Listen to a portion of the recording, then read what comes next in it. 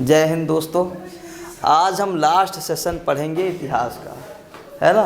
आज 8वां practice set है।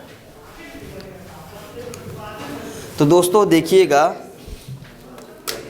पहला क्वेश्चन है, संयुक्त राज्य अमेरिका में गदर पार्टी का गठन किस वर्ष किया गया था? तो आंसर क्या हो जाएगा? 1913, यानी कि इसका बी ऑप्शन सही। अब आप देखिएगा, अब बात ये आती है कि 1913 में किया गया है, ठीक है, संयुक्त राज्य अमेरिका में, लेकिन संयुक्त राज्य अमेरिका के किस शहर में किया गया है? San Francisco.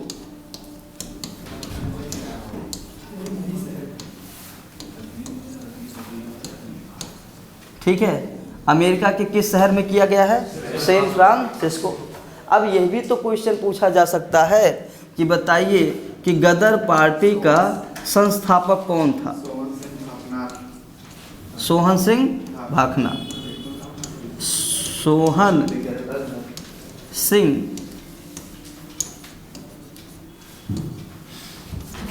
भाखना। तो यहाँ पर आपका आंसर क्या हो जाएगा? गलत हो जाएगा। सोहन सिंह भाखना इसके अध्यक्ष थे। इसके क्या थे दोस्त? अध्यक्ष थे, है ना।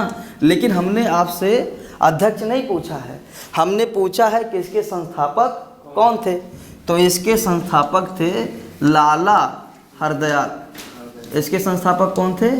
लाला हरदयाल। और अगर पूछ ले कि इस संस्था के पहले अध्यक्ष कौन थे, तो आंसर क्या हो जाएगा? सोहन सिंह भाखना। अच्छा, 1913 में किया गया है, लेकिन अगर डेट भी पूछ ले कि कब किया गया है, तो आंसर क्या हो जाएगा? 1 नवंबर 1913। ठीक है, तो क्या हो सकता है? 1 नवंबर 1913 को लाला हरदयाल ने अमेरिका के सैन फ्रांसिस्को शहर में किस पार्टी की स्थापना की है? गदर पार्टी। और इसके पहले अध्यक्ष कौन है? सोहन सिंह भाखना। ओके, अब ये पूछ लेगा कि यह पार्टी कोई पत्रिका भी चलाती थी कि नहीं चलाती थी? तो उस पत्रिका का क्या नाम है? गदर। उस पत्रिका का क्या नाम है? गदर। क्योंकि मान लीजिए हम यहाँ पढ़ा रहे हैं और ये लाइव सेशन नहीं चल पा रहा होता, तो मान लीजिए आप नहीं आ पाए हैं, तो फिर आपको तो मैटर नहीं मिल पाता, है ना।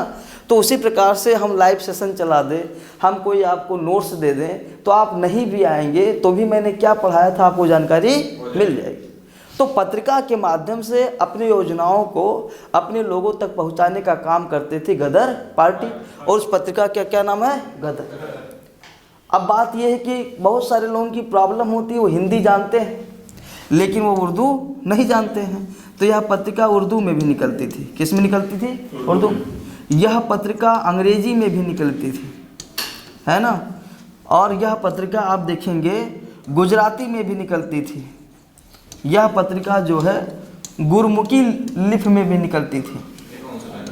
गुरमुखी लिपि, जो सिखों की लिपि होती है, वो कौन सी लिपि होती है? गुरमुखी, है ना। तो यहाँ पर आप देखिएगा कि ये भाषा ये जो पत्रिका थी वो कई भाषाओं में निकलती थी। जैसे उर्दू में निकलती थी, अंग्रेजी में निकलती थी, गुजराती में निकलती थी, गुरमुखी में निकलती थी। समझ रहे? ताकि आप उर्दू के जानकार हैं तो आप उर्दू में पढ़िए, आपको हिंदी उर्दू दोनों नहीं समझ में आती है तो आप अंग्रेजी में पढ़िए, अगर आपको अंग्रेजी भाषा अच्छी लगती है। अगर आप गुजराती के हैं, गुजरात के हैं, गुजराती भाषा अच्छी लगती है और अमेरिका में आप जाके बस गए हैं, तो फिर आप किस भाषा में पढ़िए? गुजराती। अगर आप गुजराती भी नहीं जानते हैं, पंजाबी हैं, गुरमुखी लिपि जानते हैं, तो आप किस लिपि में पढ़िए? गुरमुखी। ठीक है, तो अगर पूछ ले कि कितने भाषाओं में निकलते थे, तो आप देख सकते हैं बहुत सारी भाषाओं में लिखते थे, हिंदी के अलावा उर्दू में, अंग्रेजी में, गुजराती में और गुरमुखी लिपि में, है ना। तो पहले का राइट आंसर क्या हो जाएगा दोस्त? बी, 1913। नेक्स्ट क्वेश्चन देखते हैं,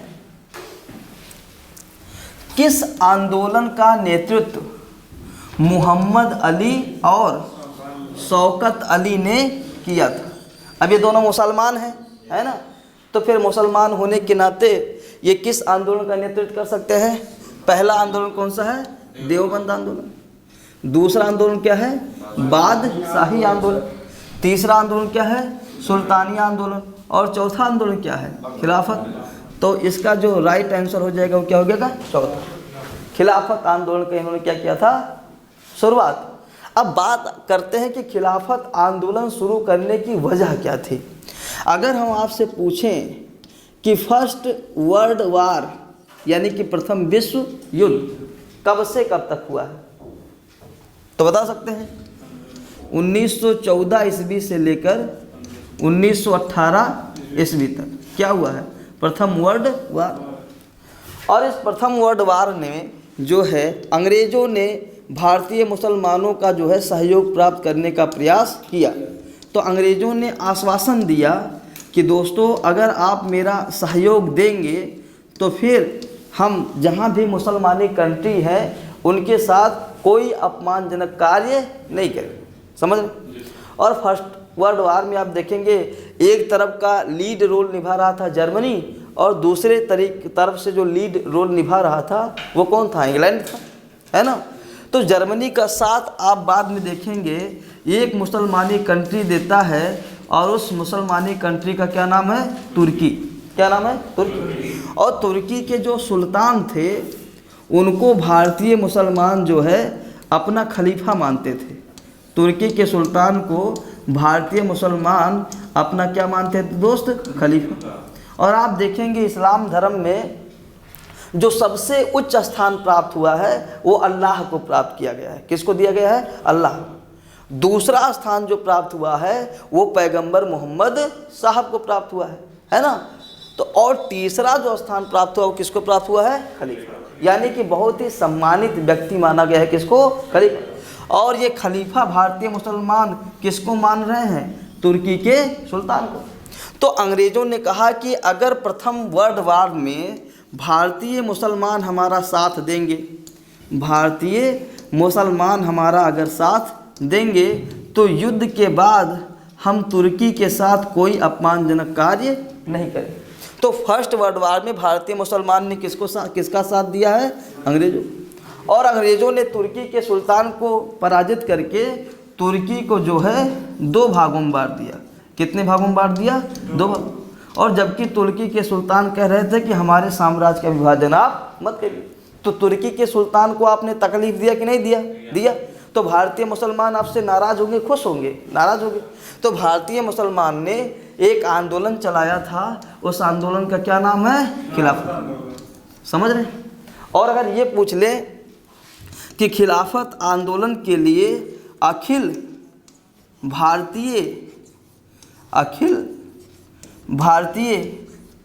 खिलाफत कमेटी, अखिल भारतीय खिलाफत कमेटी का जो गठन किया गया 23 नवंबर 1919 को, उसके जो है अध्यक्ष कौन थे? बताइए। अगर अखिल भारतीय खिलाफत कमेटी का गठन किया जा रहा है तो उसके अध्यक्ष कौन हो सकते हैं? तो आपको लगेगा कि इसके अध्यक्ष कोई ना कोई मुसलमान होंगे, लेकिन अखिल भारतीय खिलाफत कमेटी के जो अध्यक्ष थे वो कौन थे? महात्मा गांधी। कौन थे? महात्मा गांधी। समझ रहे? क्योंकि शौकत अली जिन्ना और मोहम्मद अली जिन्ना ने तो नेतृत्व किया था कि हमको अंग्रेज़ों के खिलाफ आंदोलन करना है, लेकिन शौकत अली जिन्ना ने सोचा कि अगर इसके अध्यक्ष महात्मा गांधी को बना दिया जाए तो हिंदू भी हमारे आंदोलन से जुड़ जाएंगे और हमारे आंदोलन का जो आकार है वो बहुत बड़ा हो जाए। और महात्मा गांधी भी 1920 में एक आंदोलन चलाने वाले थे जिसका नाम है असहयोग आंदोलन। तो उन्होंने सोचा कि अगर हम खिलाफत आंदोलन का समर्थन करेंगे तो भारतीय मुसलमान हमारे आंदोलन का क्या करेंगे? समर्थन। तो हमारा भी आंदोलन क्या होगा? बहुत बड़ा होगा। तो दोनों लोगों ने चाह कर जो है इस खिलाफत आंदोलन का क्या करी थी? शुरुआत अंग्रेज़ों के खिलाफ। बात समझ में आया? तो अगर पूछ ले कि शौकत अली मोहम्मद अली किस आंदोलन से जुड़े हुए थे तो आंसर क्या हो जाएगा? खिलाफत आंदोलन। ओके, नेक्स्ट क्वेश्चन देखते हैं दोस्त। किसकी सलाह पर गांधी जी ने जमीन और वहाँ के लोगों के बारे में जानने के लिए 1 वर्ष ब्रिटिश शासन की यात्रा पर बिताया। मैंने किसने सलाह दिया था कि आप 1 वर्ष तक भारत के कोने कोने का यात्रा करिए और वहाँ की जनता क्या चाहती है, क्या उनका राय है, उसके बारे में जानने की क्या करिए कोशिश। तो वो पूछ रहा है कि क्या लाला लाजपत राय ने उनसे ऐसा बोला था महात्मा गांधी से? क्या बिपिन चंद्र पाल ने बोला था? नहीं। क्या बाल गंगाधर तिलक ने बोला था? नहीं। तो आंसर क्या हो जाएगा? गोपाल कृष्ण गोखले। आप देखेंगे महात्मा गांधी दक्षिण अफ्रीका से कब भारत में आए हैं? 9 जनवरी 1915 ईस्वी को। कब आए हैं? 9 जनवरी 1915। और 9 जनवरी को एक दिवस मनाया जाता है, उस दिवस को हम क्या कहते हैं? प्रवासी दिवस। क्योंकि इसी दिन से जो है प्रवासी दिवस भारत में मनाया जाने लगा, क्योंकि इसी दिन महात्मा गांधी दक्षिण अफ्रीका से भारत आए थे। अगर मैं डायरेक्ट मार्कर लेकर यहाँ पर आ जाता तो क्या मैं अच्छे से आप लोगों को पढ़ा पाता? कभी नहीं। तो पढ़ाने के लिए ज़रूरत है कि आप पहले एंशिएंट, मेडुअल और मॉडर्न से संबंधित जितनी भी किताबें हो सकती है उसको पहले अच्छे से पढ़िए। और जो आपके आसपास के बच्चे हैं उनको पहली बार पढ़ाना शुरू करिए। और जब आपके अंदर फुल कॉन्फिडेंस आ जाए और चीज़ों को अच्छी समझ आ जाए तब आप मार्कर उठाइए, अदरवाइज आप क्या हो जाएंगे? फेल। तो यही चीज़ कह रहे हैं कि पहले परिस्थितियों को समझिए। कौन? गोपाल कृष्ण गोखले। और जब आप परिस्थितियों को अच्छे से समझ लेंगे तो आप जो भी आंदोलन शुरू करेंगे वो आंदोलन क्या हो जाएगा? सफल।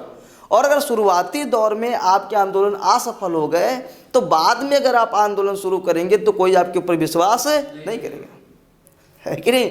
तो शुरुआती परफॉर्मेंस आपका बहुत ज़रूरी होता है और वो परफॉर्मेंस आप तभी कर सकते हैं जब चीज़ों के बारे में आपकी गहरी समझ, है ना? तो आप देखेंगे गोपाल कृष्ण गोखले के कहने पर महात्मा गांधी ने 1 साल तक कोई आंदोलन नहीं किया, बल्कि लोगों के बीच में जा जाकर उनकी समस्याओं को समझा। और अगर आप पूछ ले कि गोपाल कृष्ण गोखले के शिष्य कौन थे तो आंसर क्या हो जाएगा? महात्मा गांधी।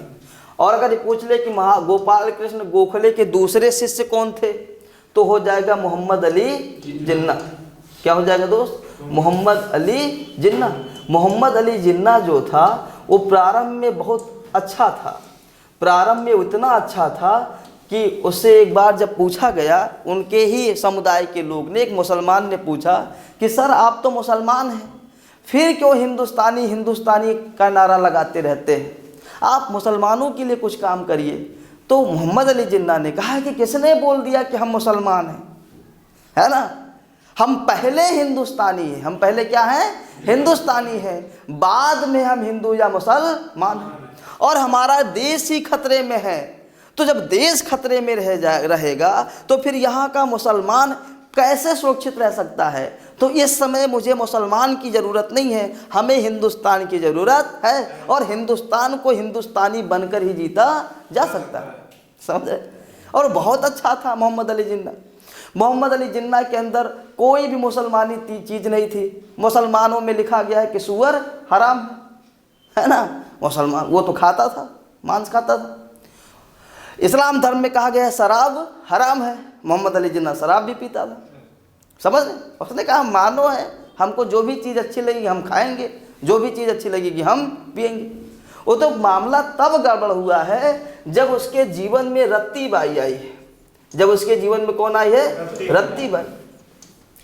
और जब रत्ती बाई से वह प्यार कर रहा था तो रत्ती बाई की उम्र कितनी वर्ष थी? मात्र 16 वर्ष। और मोहम्मद अली जिन्ना की उम्र कितनी थी? 40 वर्ष, है ना? तो 40 वर्ष का मोहम्मद अली जिन्ना कितने साल की लड़की शादी कर रहा है? 16 साल। और लड़की फंस भी गई होगी, क्योंकि मोहम्मद अली जिन्ना मोतीलाल नेहरू के बाद दूसरे बहुत बड़े वकील थे। तो इनकी जो पॉपुलैरिटी थी वो ना केवल इंडिया बल्कि विदेशों में भी थी। मोहम्मद अली जिन्ना के उस टाइम पर 7 बंगले इंग्लैंड में थे, समझ रहे हैं? वो भी वो 2 कमरा वाला नहीं कि 2 कमरा लैट्रिन बाथरूम, बड़े बड़े बिल्डिंग थे, है ना। और जिसके उस टाइम पर 7 बंगले इंग्लैंड में रहे हों तो भारत में कितने बंगले रहे होंगे? यानी कि बहुत बड़ा आदमी था। कौन? मोहम्मद अली जिन्ना। और इतने बड़े आदमी को जब वो कार से चलते हुए देखती रही होगी और उसके लोगों के बीच में उसकी लोकप्रियता देखती रही होगी, तो फिर वह हो सकता है कि उसके जाल में फंस गई हो। बात समझ रहे हैं? और रत्ती बाई के बाप को जब पता चला कि हमारी बिटिया इस बुढ़े से प्यार कर रही है, मोहम्मद अली जिन्ना से, तो मोहम्मद अली जिन्ना को केस कर दिया मोहम्मद अली जिन्ना के, और यह चला गया जेल में। ये चला गया जेल में और 2 साल यहाँ जेल में बिताया। और 2 साल बाद रत्ती बाई की उम्र कितनी वर्ष हो गई? 8। अब 18 वर्ष की लड़की क्या हो जाती है? बालिग। और मोहम्मद अली जिन्ना जेल से निकलने के बाद रत्ती बाई से क्या कर लिया? शादी। और फिर मोहम्मद अली जिन्ना रत्ती बाई क्या हो गए? एक। तो फिर वो गाना सही बैठ गया कि रोक सके जो दिल वालों को ऐसी कोई जेल नहीं। जेल भी मोहम्मद अली जिन्ना और रत्ती बाई को रोक नहीं पाई। लेकिन प्रॉब्लम क्या हो गई कि 1929 ईस्वी में रत्ती बाई की क्या हो गई? मृत्यु। क्या हो गई? मृत्यु। अबे पागल हो गया। लोग इससे कहते हैं अंग्रेजों के खिलाफ बगावत कर, पर हमारी दुनिया उजड़ गई। हमें किसी के साथ कोई बगावत बगावत नहीं करना है। भाल में गई हिंदुस्तान, हमें आज़ादी भी नहीं चाहिए। वो इंग्लैंड भाग गया, है ना। वो इंग्लैंड भाग गया। आप फिर एंट्री देखेंगे मोहम्मद अली जिन्ना का 1940 में आता है, 1930 में जाता है, फिर 10 साल अइबे नहीं करता है। वो वियोग में बिताया है। और जब 10 साल बाद आया है तो हिंदुस्तानियों के पक्ष में तो बोला ही नहीं। वो कट्टर हो गया और उसी ने जिद लगाई कि मुझे पाकिस्तान चाहिए तो चाहिए। और इतना अधिक वो लड़ गया है जिद पे कि उसने पाकिस्तान को स्वतंत्र करा ही लिया। समझ रहे? नहीं तो आप पहले प्रारंभ में बहुत ही उदार दिल का आदमी था और सच्चा देशभक्त था। वो तो बाद में रूढ़वादी हुआ है ना। तो अच्छा होए कि आदमी को प्यार हो ही ना। इसी प्यार ने उसको क्या कर दिया? बर्बाद। और देश के क्या कर दिए? 2 टुकड़े। तो यहाँ पर देखिएगा 2 लोगों के गुरु हैं गोपाल कृष्ण गोखले। एक का नाम है मोहम्मद अली जिन्ना और दूसरे का नाम है महात्मा गांधी। और अपने गुरु के कहने पर ही महात्मा गांधी ने 1 साल पूरे भारतवर्ष की क्या करी थी? यात्रा। और लोगों के जो प्रॉब्लम थे उनको समझा था। Okay, next question. इतिहास बहुत मनोरंजक है ना। इसमें इतने बड़े बड़े लोग प्यार में विलीन हो गए जिसके बारे में आप कल्पना नहीं कर सकते। चंद्रगुप्त मौर्य इतना बड़ा शासक हो गया था। मोहम्मद अली जिन्ना इतने बड़े शासक हो गए थे। जवाहरलाल नेहरू जिनकी शादी हो गई थी लेकिन फिर भी माउंटबेटन की पत्नी में सो गए थे, है ना। देश का क्या कर दिया? विभाजन। महात्मा गांधी जिनकी उम्र 60 साल हो गई है फिर भी लड़कियों के बीच में ब्रह्मचर्य का क्या करते थे? पालन। 60 साल की उम्र में कौन ब्रह्मचर्य का पालन किया जाता है ना। यानी कि 1 नंबर के सब क्या थे? अय्यास। लेकिन कहने का मतलब ये है कि जिसके पास पैसा है, जिसके पास पद है, उसकी बातें छुप जाती है और जिसके पास पैसा नहीं उसकी बातें छप जाती है। सलमान खान कौन सा जो है वो चला रहे हैं महिला उद्धार केंद्र, कभी कैटरीना के साथ, कभी करीना के साथ, कभी किसी के साथ, है ना। और वही आम आदमी कर दे तो उसको जेल में सड़ जाना पड़ेगा। तो ये वो चीज़ पहले से चली आ रही भारत में। यहाँ पर देखिए बाल गंगाधर तिलक को वैलेंटाइन चिरोल, यहाँ पर सिरोल होना चाहिए। क्या होना चाहिए दोस्त? सिरोल। वैलेंटाइन सिरोल द्वारा के रूप में वर्णित किया गया है। यानी कि बाल गंगाधर तिलक को वैलेंटाइन सिरोल ने क्या कहा था? शांति प्रिय व्यक्ति कहा था? नहीं। एक अंग्रेज एक भारतीय को कभी शांति प्रिय कह ही नहीं सकता है। भारत का वयोवृद्ध नेता कहा था? नहीं। भारत के वयोवृद्ध नेता हैं मगर उनका क्या नाम है? दादा भाई नौरोजी। हाँ जी, क्रांतिकारी विचारों के जनक। तो ये भी नहीं है, ये डायरेक्ट बोला था भारतीय अशांति के जनक। ठीक है। उसने कहा कि भारत में जो अशांति फैली इसके जनक हम नहीं हैं। अंग्रेज इसके लिए दोषी नहीं, इसके लिए दोषी कौन है? बाल गंगाधर तिलक। समझ रहे? क्यों कहा? क्योंकि आप देखेंगे कि बाल गंगाधर तिलक ने अप्रैल 1916 में एक आंदोलन चलाया है। उस आंदोलन का नाम है स्वशासन आंदोलन। उस आंदोलन का नाम है दोस्त स्वशासन आंदोलन। अंग्रेजी में इसी स्वशासन आंदोलन कहते हैं होम रूल लीग। अंग्रेजी में इसे क्या कहते हैं? Home rule league. और एक औरत है, महिला है, जिनका नाम है एनी बेसेंट। क्या नाम है दोस्त? Annie Besant. तो एनी बेसेंट ने भी एक आंदोलन चलाया है। उस आंदोलन का भी क्या नाम है? स्वशासन आंदोलन। स्वशासन आंदोलन, दोनों ने स्वशासन आंदोलन चलाया है। फर्क बस इतना है कि स्वशासन आंदोलन को तिलक ने पहले चलाया है। तिलक ने कब चलाया है? 1 अप्रैल 1916 को, अप्रैल 1916 को। और एनी बेसेंट ने जो चलाया है वो सितंबर 1916 को चलाया है। कब चलाया है? सितंबर 1916। और स्वशासन आंदोलन का जो विचार आया था वह सबसे पहले एनी बेसेंट के दिमाग में आया था, लेकिन स्वशासन आंदोलन को शुरू कौन कर दिया था? सबसे पहले तिलक ने। कब शुरू किया है? अप्रैल 1916 में। जबकि एनी बेसेंट ने 4-5 महीने बाद शुरू किया है, सितंबर 1916। इनके स्वशासन आंदोलन का जो मुख्यालय था, तिलक का जो मुख्यालय था वो पुणे था।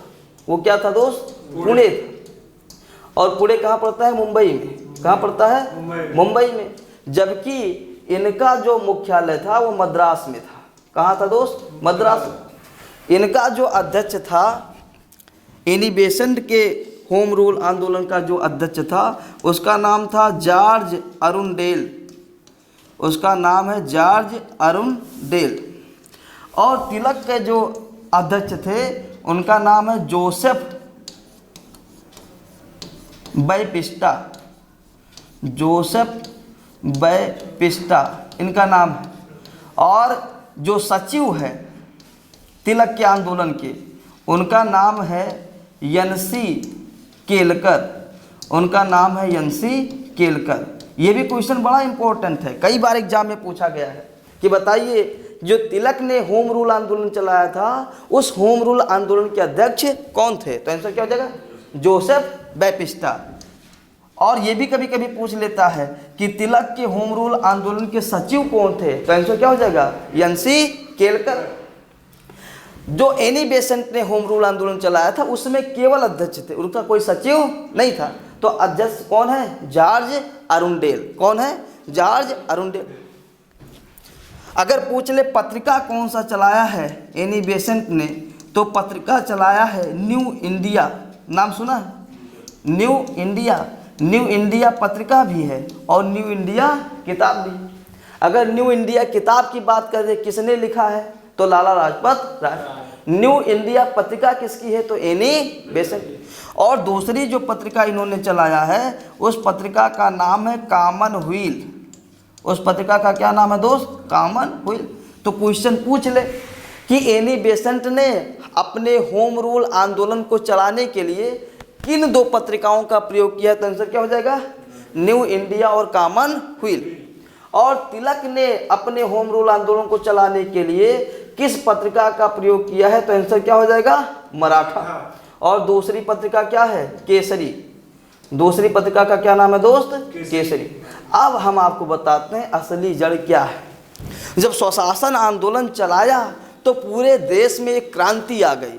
सारे देश के लोगों ने कहा कि हमको क्या चाहिए? स्वशासन।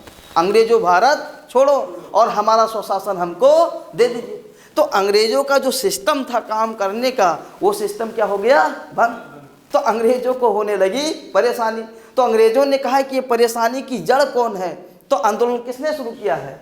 लाला लाजपत राय, सॉरी बाल गंगाधर तिलक ने। तो यही वजह है कि वैलेंटाइन सिरोल ने कहा कि भारत में जो अशांति फैली है, भारत में जो दंगे हो रहे हैं, भारत में जो तोड़ फोड़ हो रहे हैं, उसका जिम्मेदार हम नहीं है बल्कि कौन है? बाल गंगाधर तिलक।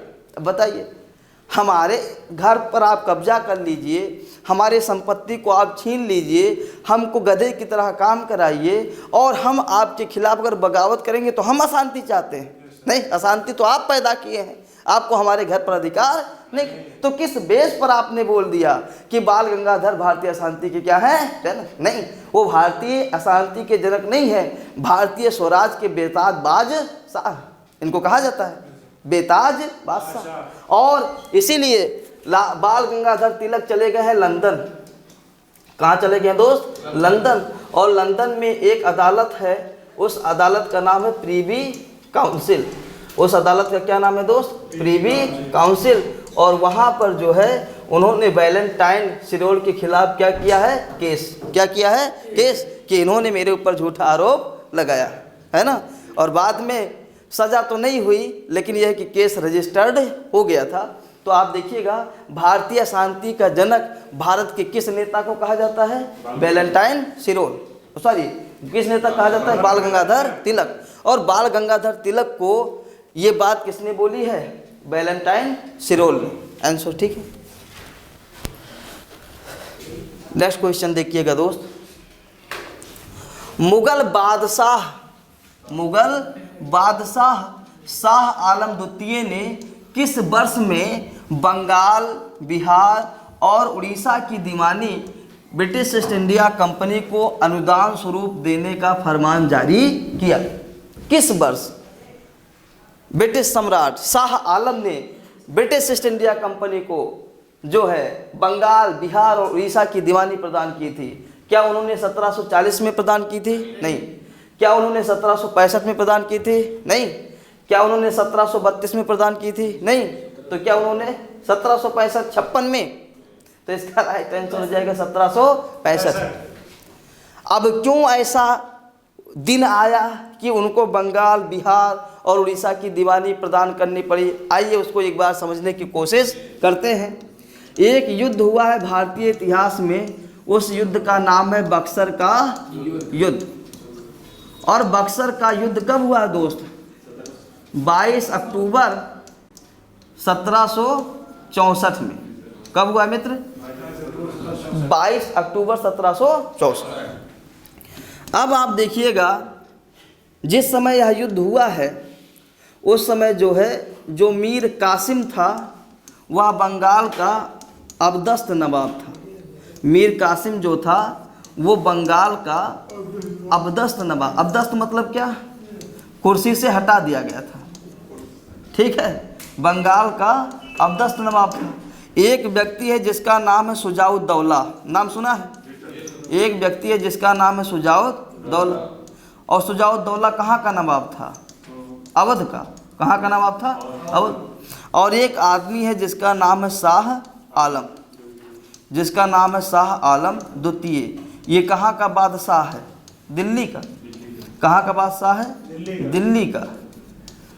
अब पहले से खेला ये शुरू हुआ कि मीर जाफर के स्थान पर अंग्रेजों ने बंगाल का नवाब किसको बनाया था? मीर कासिम।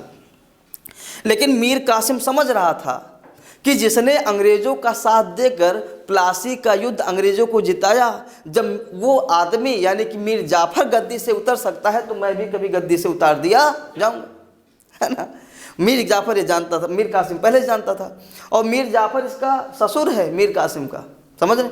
और प्लासी के युद्ध में सिराजुद्दौला के खिलाफ जो गद्दारी किया वो कौन था? मीर जाफर ही था।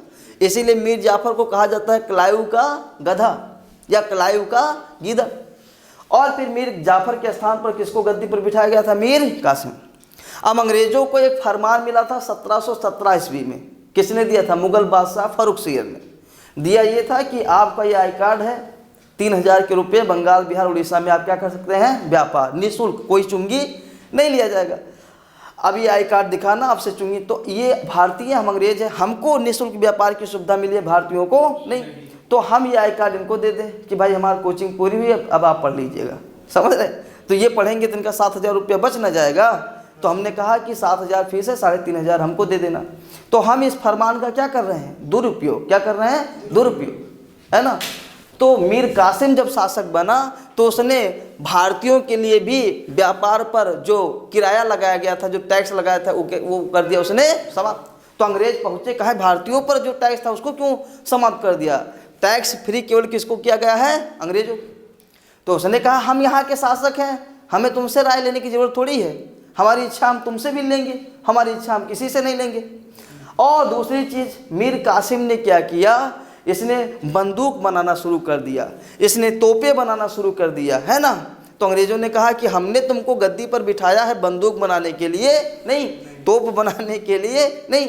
तो अंग्रेजों ने इसको गद्दी से क्या कर दिया? उतार दिया, समझे। अब हमको मुख्यमंत्री बना के फिर साधारण आदमी बना दो तो हमको तकलीफ होगी नहीं होगी? होगी। तो मीर कासिम को नवाब बना के उतारा गया, इसीलिए मैंने क्या लिखा है, बंगाल का अबदस्त नवाब। अब यह शुजाउद्दौला के पास पहुंचा, बोला दोस्त हमको नवाब के गद्दी से उतार दिया गया है, हम तुम्हारे मदद में आए, अगर तुम मेरी मदद कर देते और मैं बंगाल का नवाब बन जाता तो मैं तुमको बिहार और उड़ीसा दे देता, तो तुम्हारा अवध बड़ा हो जाता, तुम्हारे पास अवध है ही, बिहार और बंगाल के भी, तो बिहार और उड़ीसा के भी तुम क्या बन जाओगे, मालिक। तो ये दुश्मन है मीर कासिम का, लेकिन जब दो राज पाने का इसको आशा लगा तो इसने मीर कासिम से क्या कर लिया, दोस्ती। अभी दो लोग हो गए, एक आदमी शुजाउद्दौला के पास बैठा था, उसका नाम है शाह आलम द्वितीय। तो शाह आलम द्वितीय ने मीर कासिम से कहा, यार हम हो बैठे, कभी हमारे ऊपर ध्यान दिया देखो, है ना, हम भी हो सकता है तुम्हारी कुछ मदद कर दें। तो उसने कहा तुम भी आ जाओ मेरे साथ, है ना, और अगर तुमने मेरी मदद किया, मैं अंग्रेजों से जीत गया तो तुमको भी कुछ ना कुछ प्रांत दिया जाएगा। तो ये दोनों एक तरफ हो गए और इनका लड़ाई होता है ब्रिटिश ईस्ट इंडिया कंपनी से। किससे लड़ाई होता है, ब्रिटिश ईस्ट इंडिया कंपनी।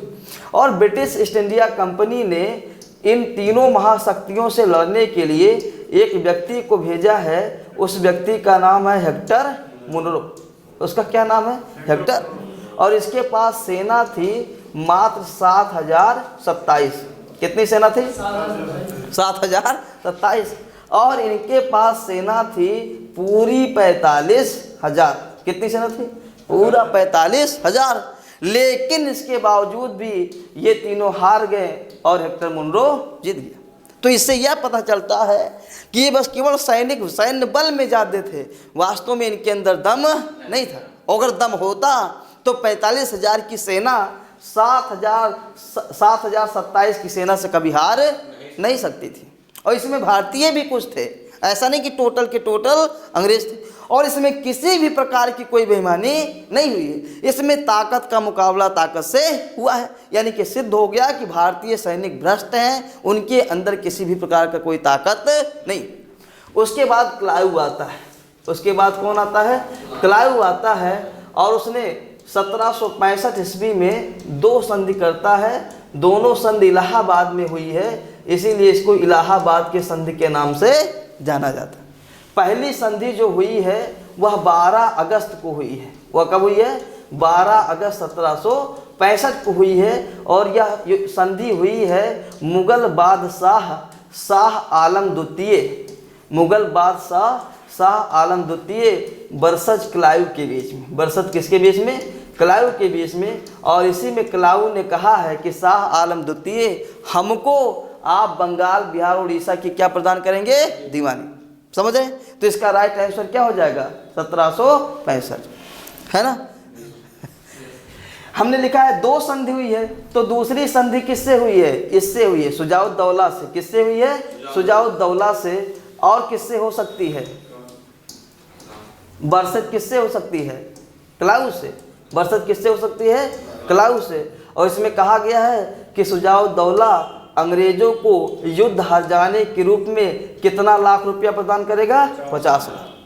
क्योंकि भाई तुम भी तो हमारे सैनिकों के खिलाफ क्या किए हो, युद्ध, तो हमारे सैनिक मारे गए हैं, हमारा तोप नुकसान हुआ है, हमारी बंदूकें नुकसान हुई है, तो आपको भी कितना लाख रुपया देना पड़ेगा, 50 लाख रुपया। और यह युद्ध, यह संधि भी कब किया गया है, इसकी संधि के 4 दिन बाद, यानी कि 16 अगस्त 1965 को। समझ में? तो 16 अगस्त 1965 को लॉर्ड क्लाइव ने 2 संधि किया है।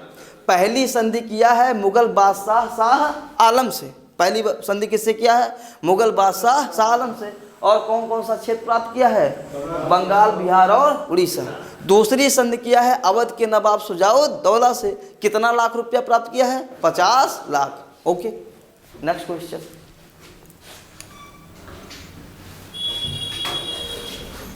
अकबर के दरबारों में, अकबर के दरबार के नवरत्नों में शामिल महेश दास निम्न में से किस नाम से लोकप्रिय थे। बताइए, इतिहास में कितने शासक हुए हैं जिसके दरबार में नवरत्न रहते थे। पहला शासक तो कौन हो जाएगा, अकबर। और दूसरा शासक कौन हो जाएगा, चंद्रगुप्त मौर्य, चंद्रगुप्त विक्रमादित्य। दूसरा कौन है, चंद्रगुप्त विक्रमादित्य। इन्हीं दोनों के दरबार में कौन रहते थे? नवरत्न। अगर अकबर के दरबार की बात करें तो अकबर के दरबार के जो नवरत्न थे उसमें पहला जो नवरत्न है उसका नाम है मान सिंह। उसका क्या नाम है दोस्त? मान सिंह। दूसरा इसका बाप है मान सिंह का और उसका नाम है भगवान दास। उसका क्या नाम है दोस्त? भगवान दास। तीसरा जो है उसका नाम है फैजी। उसका नाम है फैजी, ये अकबर का राज कवि था। चौथा नाम जो आता है वो फैजी का भाई है और उसका नाम है अबुल फजल। उसका क्या नाम है दोस्त? अबुल फजल। छठा जो नाम आता है वो है तानसेन। अकबर के दरबार में सबसे बढ़िया गाना कौन गाता था? तानसेन। सातवां जो नाम आता है वो है अब्दुल रहीम। अब्दुल रहीम खान ये खाना। अब्दुल रहीम खान ये खाना। अच्छा, अब्दुल रहीम खान ये खाना किसका पुत्र था? बैरम खां का। और बाद में अकबर ने भी इसको अपना पुत्र मान लिया। नौवां व्यक्ति आता है मुल्ला दो प्याजा। मुल्ला दो प्याजा, इनको मुल्ला दो प्याजा क्यों कहा गया है? क्योंकि जब ये खाना खाता था तो अपने साथ कितनी प्याज लेकर बैठता था? 2। तो अकबर ने इसका नाम ही रख दिया क्या? मुल्ला दो प्याजा। और 9वां आदमी तो लिखा ही है। 9वां आदमी कौन है? बीरबल। 9वां आदमी कौन है? बीरबल। तो अगर कभी भी क्वेश्चन आ जाए कि अकबर के दरबार में कितने नवरत्न रहते थे, नवरत्नों के नाम क्या क्या है, तो यही सारे उनके नवरत्नों का क्या है? नाम। अब आप देखिएगा इसमें पूछ रहा है कि किसका, महेश दास का जो है नाम क्या था? तो बीरबल का ही नाम क्या था? महेश दास। क्या नाम था? महेश दास। ये इसका मूल नाम था। और जब वह अकबर के दरबार में आया है तो फिर अकबर ने जो है जब उसको अपने मनसबदारों में रखा है, अपने अमीरों में रखा है, तो उसका नाम जो है महेश दास से हटाकर क्या रख दिया है? बीरबल। और बीरबल को कठिन परीक्षा दी गई थी। एक जो मुल्ला दो प्याजा है और जो 2-4 मुसलमान थे, उन्होंने महेश दास को अकबर के अमीरों में रखने के लिए तैयार ही नहीं थे। तो किसी ने पूछा, शायद इसी ने पूछा था, मुल्ला दो प्याजा ने ही पूछा था कि बताइए हमारे मन में क्या चल रहा है।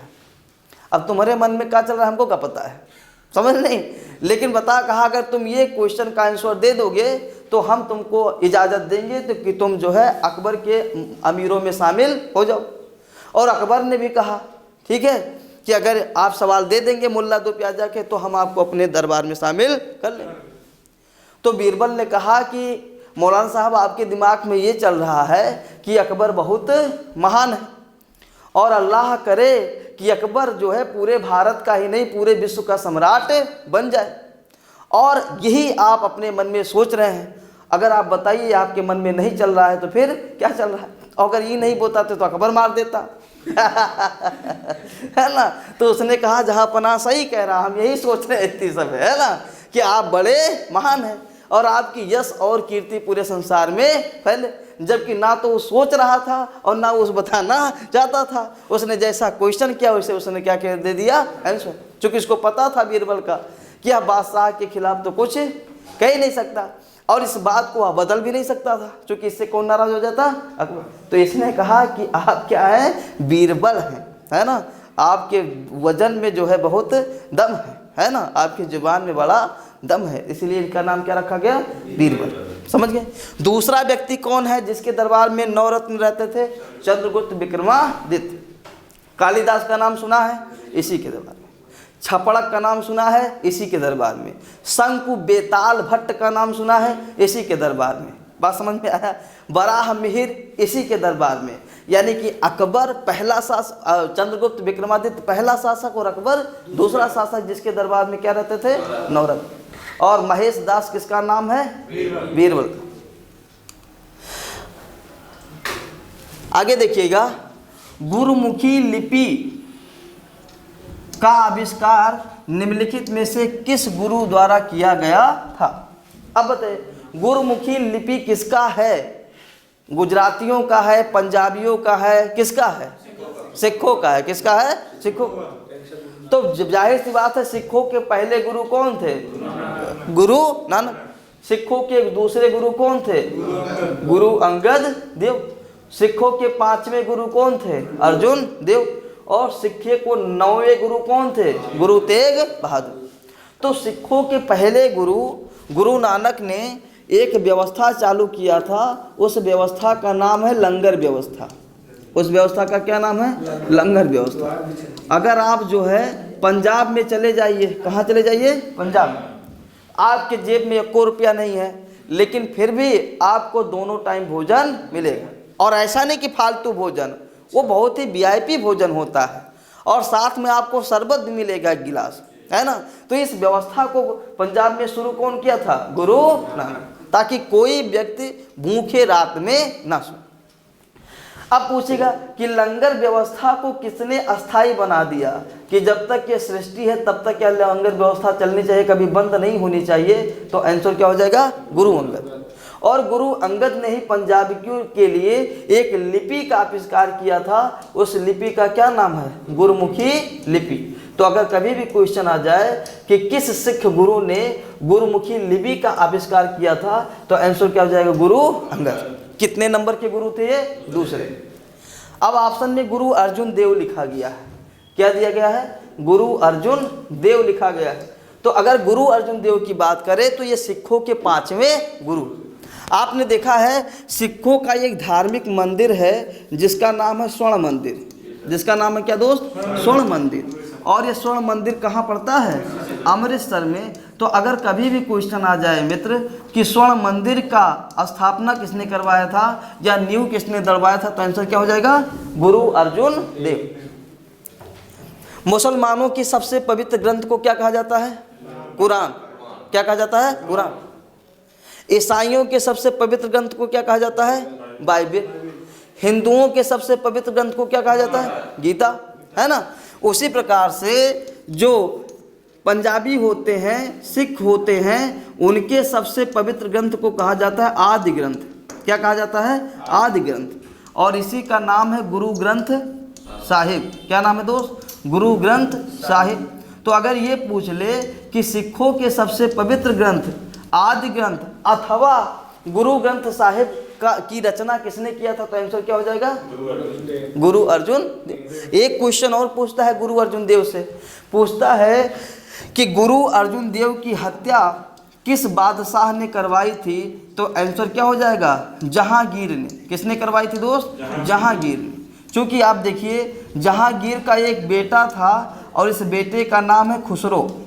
इस बेटे का क्या नाम है? खुसरो। और जहांगीर अपने अंतिम समय में अपने पिता, अपने बाप के अंतिम समय में बहुत ज़्यादा दारू पीने लगा था, है ना। ऐसी दारू पीने की आदत से तंग आकर इसकी एक पत्नी ने आत्महत्या कर लिया था, जिसका नाम था मान बाई। और उसको इसी इलाहाबाद के खुसरो बाग में दफनाया गया है। किसको? मान बाई। और ये मान बाई किसकी माँ है? इसी खुसरो की क्या है? माँ।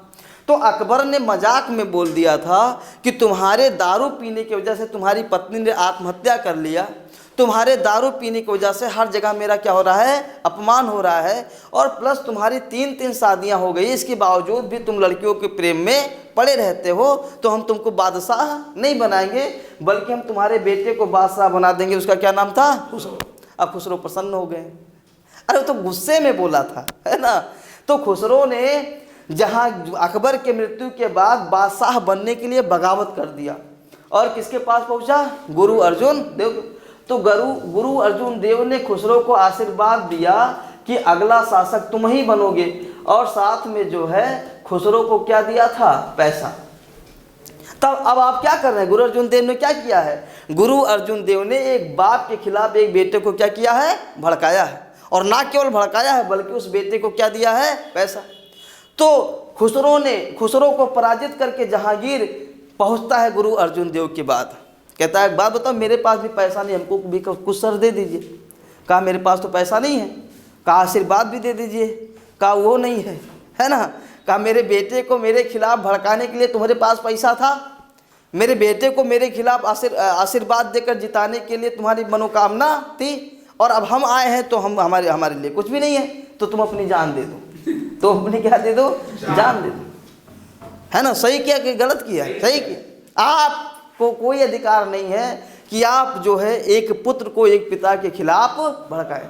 और अगर आपको भड़का रहे हैं तो फिर वो पिता आपसे मुलाकात जरूर करेगा और आपको यही सजा देगा।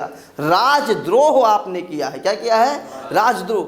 और राजद्रोह का एक ही पैमाना होता है, वो क्या होता है? मृत्यु दंड। एक और आदमी है जिसका नाम है गुरु तेग बहादुर, और गुरु तेग बहादुर की भी हत्या करवाई गई है, और जिस व्यक्ति ने उसकी हत्या करवाई है उसका नाम है औरंगजेब। उसका क्या नाम है? औरंगजेब। औरंगजेब दिल्ली सल्तनत का, मुगलिया साम्राज्य का सबसे बड़ा शासक था, साम्राज्यवादी और सबसे महत्वाकांक्षी। अकबर केवल अहमदनगर तक आया था जीतते हुए, लेकिन यह पहला शासक है जिसने बीजापुर को जीत लिया, जितने गोलकुंडा को जीत लिया, और पूरा भारत को जीतने का उसने क्या किया है? प्रयास। वो बात अलग है कि उसने महाराष्ट्र के मराठों को जीत नहीं पाया, क्योंकि महाराष्ट्र के जो मराठे थे वो कोई एक व्यक्ति की लड़ाई नहीं थी, वो जन की लड़ाई थी। समझ रहे? जैसे राजा को मार दिया जाए और प्रजा हथियार डाल दे तो आप जीत जाएंगे, लेकिन वहाँ की जन औरंगजेब की क्या हो गई थी? विरोध। और पूरे जन को मार देना किसी भी शासक के लिए पॉसिबल नहीं है ना। इसीलिए अंग्रेज यहाँ से भाग गए, क्योंकि यह लड़ाई केवल महात्मा गांधी की नहीं थी, केवल सुभाष चंद्र बोस की नहीं थी। जब बाद में जन इसमें शामिल हो गया, तब अंग्रेजों ने जान लिया कि अब हमें भारत में रुक पाना बड़ा मुश्किल काम है। समझ रहे? क्योंकि जन से कोई जीत नहीं पाए। तो भैया आप लड़ाई लड़ने जा रहे हो तो जाहिर सी बात है आपके पास सेना होनी चाहिए, और सेना के लिए आपके पास क्या होना चाहिए? पैसा। तो इसने पंजाब में ये टैक्स लगा दिया। पंजाब में टैक्स लगाया, गुरु तेग बहादुर ने टैक्स देने से क्या कर दिया? मना। तो भैया आप काहे मना कर रहे हो? आप कोई राजा हो? आप पंजाब के शासक हो? नहीं, आप तो गुरु हो, आप संत हो। नरेंद्र मोदी ने टैक्स लगाया। कौन सा टैक्स? ये जो कोचिंग पे जीएसटी। अब आसाराम जी आकर बोले तुमको जीएसटी नहीं लगाना, तो रुक जाएंगे? अरे आप धार्मिक गुरु, आप धर्म का काम करो ना, आप क्यों राजनीति में हस्तक्षेप कर रहे हैं? समझे? और आप खुद भी नहीं दे रहे हैं और लोगों को देने भी नहीं दे रहे, जबकि आप कोई नेता नहीं, आप कहीं के मुख्यमंत्री नहीं हैं, कहीं के विधायक भी नहीं हैं, आप सीधे साधे एक संत हैं। तो उसने कहा संत महाराज आप ऐसा क्यों कर रहे हैं? हम राजा, हमको करने दीजिए। तो उन्होंने कहा कि इससे देश के नागरिकों का नुकसान होगा, हम ऐसा करने नहीं देंगे। कहा तुम बहुत मानोगे नहीं, और उसने क्या करवा दिया? उसकी हत्या। और बाद में लोगों ने इससे किससे जोड़ दिया कि औरंगजेब ने धर्म में आकर उसकी हत्या। धर्म और नहीं, उसको पैसों की जरूरत थी और पैसा देने में क्या कर रहे थे? अड़चन। बात समझ में आया? तो यहाँ पर इसका राइट आंसर क्या हो जाएगा दोस्त? डी। गुरु अंगद ने जो है गुरमुखी लिपि का क्या किया है? आविष्कार। स्वर्ण मंदिर को किसने बनवाया है? अर्जुन देव ने। सिखों का जो पवित्र ग्रंथ है गुरु ग्रंथ साहिब, उसको किसने लिखा है? अर्जुन देव ने। किसने लिखा है? अर्जुन देव। नेक्स्ट क्वेश्चन देखिएगा, निम्नलिखित में से कौन सा कथन गलत है? निम्नलिखित में से कौन सा कथन गलत है?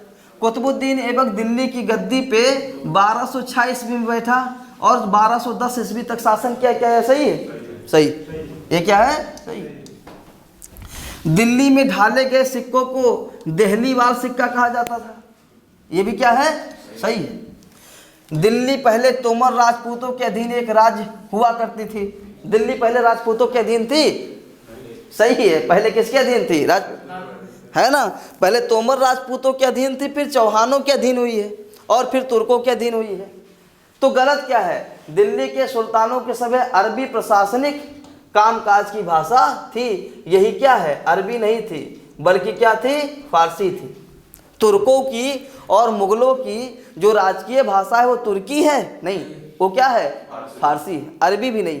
अगर ये पूछ लेता कि तुर्कों की, अगर ये पूछ लेता तुर्कों की या दिल्ली के सुल्तानों की, तुर्कों की या दिल्ली के सुल्तानों की आम बोलचाल की भाषा क्या है?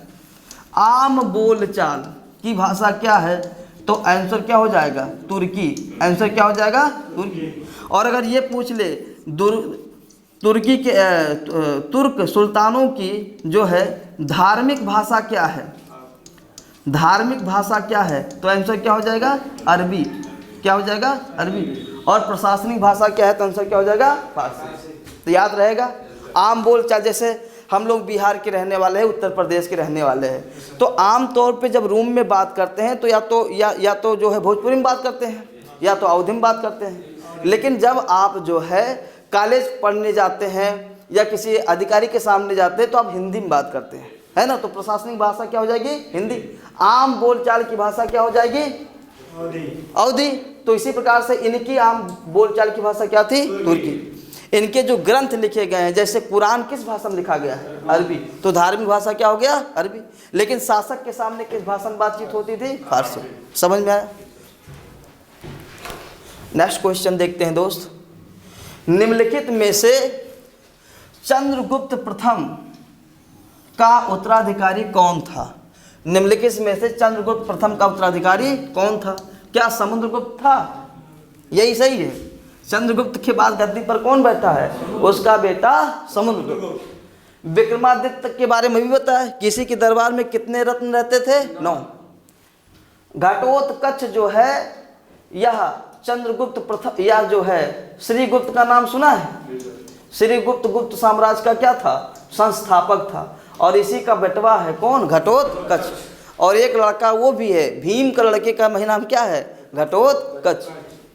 और चंद्रगुप्त द्वितीय, यही चंद्रगुप्त द्वितीय जो है इसी की उपाधि है विक्रमादित्य, है ना। ये विक्रमादित्य अलग शासक नहीं है, चंद्रगुप्त द्वितीय की उपाधि क्या है? विक्रमादित्य। अगर क्वेश्चन पूछ ले कि भारत का नेपोलियन, अगर क्वेश्चन पूछ ले भारत का नेपोलियन किसे कहा जाता है, तो आंसर क्या हो जाएगा? समुद्रगुप्त। भारत का नेपोलियन किसे कहा जाता है? और किसने इसको बोला है भारत का नेपोलियन? तो एक इतिहासकार है जिसका नाम है विसेंट स्मिथ। क्या नाम है? Vincent Smith. अगर आपसे पूछ ले कि भारत में इलाहाबाद में जो प्रयाग स्तंभ लेख है, जो प्रयाग स्तंभ लेख है या जो प्रयाग प्रशस्ति है, जो प्रयाग प्रशस्ति है, ये कैसे खबर? यहाँ लिख देते हैं प्रयाग प्रशस्ति है, उसको किसने लिखवाया है? तो आंसर क्या हो जाएगा? समुद्रगुप्त। और अगर पूछ ले कि लिखवाया तो समुद्रगुप्त है लेकिन जाकर लिखा कौन है, तो आंसर क्या हो जाएगा? हरिसेन। और अगर ये पूछ ले कि किस भाषा में लिखा गया है, तो आंसर क्या हो जाएगा? संस्कृत। आंसर क्या हो जाएगा? संस्कृत। समझ गया? तो भारत का नेपोलियन कौन है? समुद्रगुप्त। और चंद्रगुप्त प्रथम के बाद गद्दी पर कौन बैठा है? समुद्रगुप्त। और एक चीज और, समुद्रगुप्त को बताया गया है कि यह यम और कुबेर की तरह था। किसकी तरह था? यम प्लस कुबेर की तरह था। यम मतलब क्या हो गया? यमराज। यानी कि अगर आप उसको गुस्सा दिला देंगे तो जैसे यमराज लोगों की हत्या करवा देता है, लोगों के प्राण लेकर चले जाता है, वैसे वो भी आपके प्राण लेकर चले जाएगा। क्योंकि समुद्रगुप्त पहला भारत का शासक है जिसने उत्तर भारत के 12 राज्यों को जीता था और दक्षिण भारत के भी कितने राज्यों को जीता था? तो टोटल कितने राज्य हो गए? 24। तो जाहिर सी बात है बड़ा खतरनाक शासक रहा होगा। और दूसरा कहा गया है कुबेर, अगर वह खुश हो जाएगा तो आपको पैसे से तौल देगा। तो जो पूरे भारत का राजा, उसके पास पैसे की कमी हो सकती है? नहीं। तो बस आप उसको खुश करिए और पैसा लेते चले। इसीलिए प्रयाग स्तंभ लेख को क्या कहा जाता है? प्रयाग प्रशस्ति। और प्रशस्ति और अभिलेख में मैंने अंतर बताया था कि जो लेख किसी राजा की प्रशंसा में लिखा गया हो उसको हम क्या कहेंगे? प्रशस्ति। नेक्स्ट क्वेश्चन, निम्नलिखित में से कौन सी पुस्तक मेगास्थनीज द्वारा लिखी गई? कई बार बताया है ना। पुस्तक का क्या नाम है? इंडिका। मेगास्थनीज किसके दरबार में भारत आया था? चंद्रगुप्त मौर्य। किसके दरबार में आया था? चंद्रगुप्त मौर्य। और किसने भेजा था इसको चंद्रगुप्त मौर्य के दरबार में? सिकंदर का सेनापति सेल्यूकस निकेटर। Seleucus Nicator. तो समझ में आया इंडिका किसकी रचना है? मेगास्थनीज की। हिस्टोरिका किसकी रचना है? हेरोडोटस की। किसकी रचना है? हेरोडोटस की। हेरोडोटस को क्या कहा जाता है? इतिहास का जनक। अच्छा बताइए, कल्हड़ एक लेखक थे जिन्होंने इसमें से कहाँ के राजाओं के बारे में संस्कृत में ग्रंथ लिखा है? क्या उन्होंने मेवाड़ के राजाओं के बारे में ग्रंथ लिखा है? क्या उन्होंने दिल्ली के राजाओं के बारे में ग्रंथ लिखा है? नहीं। विजयनगर के बारे में? नहीं। तो आंसर क्या हो जाएगा? कश्मीर। और कश्मीर का वह कौन सा राजा था जिसके शासनकाल में इन्होंने ग्रंथ लिखा है? तो उसका क्या नाम है? जय सिंह। जय सिंह सिद्धराज। जय सिंह सिद्धराज के समय कश्मीर ने पहली बार इतिहास की पहली प्रमाणिक पुस्तक लिखा है, और उस पुस्तक का क्या नाम है? राज तरंगड़ी। क्या नाम है दोस्त? राज तरंगड़ी। अगर आपसे पूछ लिया जाए कि इतिहास की पहली मानक बुक किसे माना जाता है, तो आंसर क्या हो जाएगा? राज तरंगड़ी। राज तरंगड़ी को किसने लिखा है? कल्हड़ ने। और कल्हड़ ने किसके शासनकाल में लिखा है? जय सिंह। जय सिंह कहाँ शासन करता था? अंतिम क्वेश्चन देखते हैं दोस्त। पूर्व मध्यकालीन साहित्य के संदर्भ में निम्नलिखित में से कौन सा युग्म सही है? इसमें 4 युग्म दिया गया है, 1 युग्म सही है, बाकी 3 युग्म क्या है? गलत है। अब जो युग्म सही है उसी को आपको छांटना है। क्या विक्रमांक देव चरित की रचना कल्हड़ ने किया है? अभी मैंने बताया कल्हड़ ने क्या लिखा है? राज तरंगड़ी। तो ये क्या हो जाएगा? गलत। क्या गीत गोविंद की रचना जयदेव ने लिखा है? हाँ, यही क्या है? सही। क्या राज तरंगड़ी की रचना बिल्हड़ ने लिखा है? गलत। क्या पृथ्वीराज रासो की रचना नृपतुंग ने लिखा है? गलत। हाँ, अगर सही करना चाहे तो सही कर सकते हैं। विक्रमांक देव चरित की रचना किया है बिल्हड़ ने। किसने किया है? बिल्हड़ ने। राज तरंगड़ी की रचना किसने किया है? कल्हड़ ने। और पृथ्वीराज रासो की रचना लिखा है चंद्र बरदाई ने। किसने लिखा है? चंद्र बरदाई ने। और चंद्र बरदाई बहुत फेमस कैरेक्टर है। किसके साथ रहते थे? पृथ्वीराज चौहान के साथ। किसके साथ रहते थे? पृथ्वीराज चौहान। अभी फिल्म आई है, पता नहीं यूट्यूब पे दिखा रहा है कि नहीं दिखा रहा है? दिखा रहा है। तो आप देख रहे हैं कि चंद्र बरदाई उसके साथ में होगा। किसके साथ में? पृथ्वीराज चौहान। और उसने अपने राजा की प्रशंसा में लिखा है क्या? पृथ्वीराज रासो। राज तरंगड़ी कल्हड़ ने लिखा है। किसके दरबार में लिखा है? जय सिंह सिद्धराज के दरबार में, है ना। गीत गोविंद जयदेव ने लिखा है। और विक्रमांक देव चरित विक्रमादित्य, ये दक्षिण भारत के राजा हैं, उसके समय लिखा है बिल्हड़ ने। ठीक है। तो दोस्तों, आज था आज का सेशन। आज के बाद जो है हिस्ट्री का सेशन आपका समाप्त हो रहा है ना। अब पॉलिटी चलेगा, जो भी चलेगा देखिएगा, है ना। तो थैंक यू सो मच।